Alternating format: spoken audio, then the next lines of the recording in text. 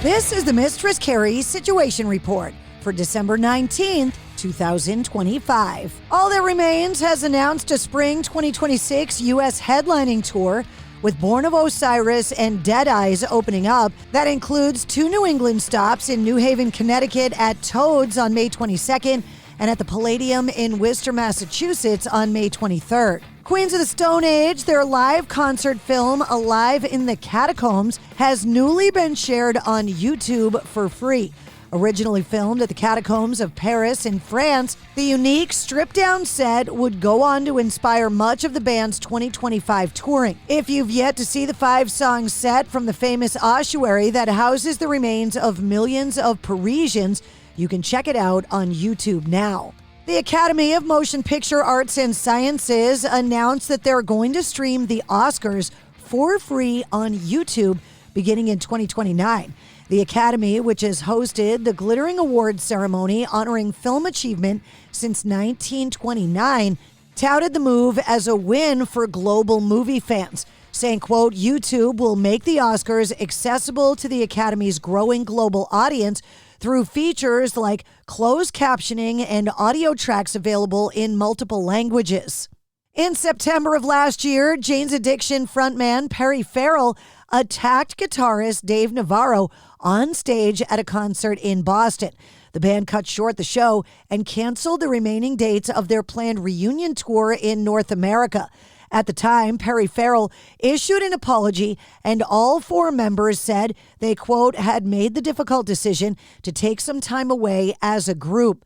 Now, Perry Farrell and Jane's Addiction have shared additional statements addressing the incident and confirming his departure from the band, saying, quote, Jane's Addiction has been at the center of my life for decades. The band, the songs, the patrons, and the impact that we've made on music and culture means so much more to me than words could ever possibly say or that I could write down. My aim has always been to give our audience the best possible show, something real, honest, and positive. In Boston, we fell short of that, and I'm truly sorry to anyone who was impacted. In their own post, remaining members of Jane's Addiction, including guitarist Dave Navarro, bassist Eric Avery, and drummer Stephen Perkins, shared, quote, we unilaterally determined it would be best to not continue to tour and made inaccurate statements about Perry's mental health, which we regret. We now look forward to the future as we embark on our separate musical and creative endeavors.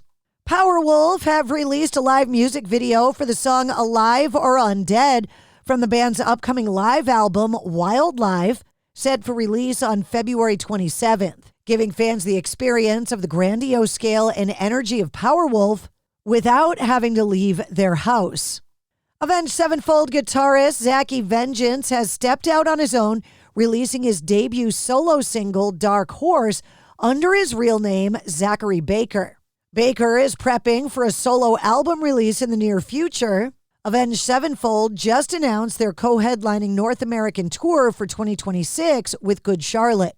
Cold Slither, the fictional Cobra-led metal band originally conceived back in the 1980s for the G.I. Joe Real American Hero animated series, has released a new holiday track called, quote, Cobra Claws Are Coming to Town.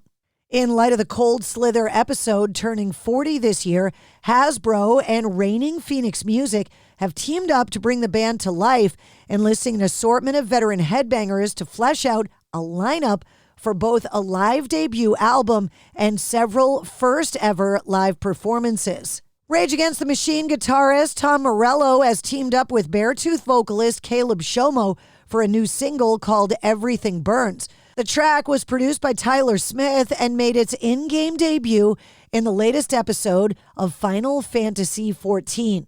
Morello said in a statement, Everything Burns is a high-energy, riff-heavy banger that feels like it's rising from the street. Collaborating with Beartooth and super producer Tyler Smith forged this ferocious new single from my upcoming solo album. It was a real thrill. Caleb Shomo said creating Everything Burns was the definition of lightning in a bottle. Pressure makes diamonds. Demon Music said they're proud to celebrate the 50th anniversary of Rainbow's formation and their landmark debut album, Ritchie Blackmore's Rainbow, with a comprehensive 9-CD deluxe box set that chronicles the band's explosive 1975 to 1976 era.